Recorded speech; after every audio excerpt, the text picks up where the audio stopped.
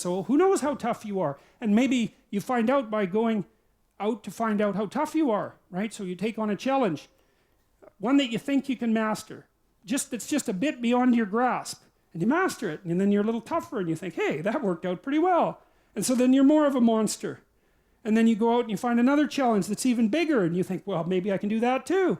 And then all of a sudden you can, and you get a little bit bigger, and God only knows what the limit is of you. And you find out by pushing yourself against the world, and of course that's what Abraham is doing.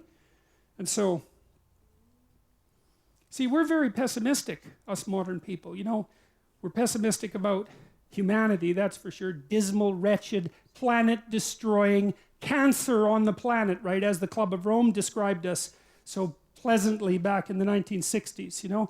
And I don't know, maybe we're ashamed of the Cold War.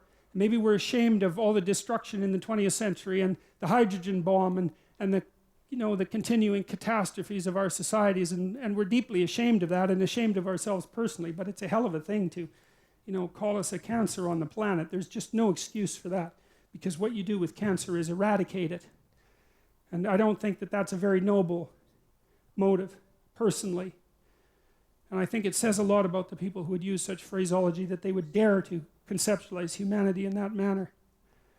But you know, it would be nice if we could be optimistic. And I think, again, the problem with being optimistic is that it's naive. So then the question is there an optimism that's not naive? And I think there is. And the optimism that's not naive is in just a visualization of how strong people can be. So one of the things that I tell people, I've told my students in my class, in Maps of Meaning, here's a goal. You want to be the person at the funeral of your father that everyone can rely on. How would that be? You want to be the person who's broken and useless and adding to the misery in the corner. And look, I'm not making light of people's grief. You know, I understand grief. But who do you want to be when there's a crisis? Right? Do you want to be the person that everyone can turn to for strength? It's like, why the hell not? Why not that as a goal? That'd be a good goal, because then if there's a crisis, and there will be, it won't be such a bloody crisis, because there'll be someone there that can deal with it. You know, so when I went and talked to these people at the funeral home, I envisioned that. I thought, okay, well, this is something you have to contend with if you're going to be alive and adult. You have to contend with death and suffering, and you have to be ready for it, and you have to be there for the person, because that's all they're going to have. And so there's a goal, man. And in this time of nihilism, you know, it's what's the point of life?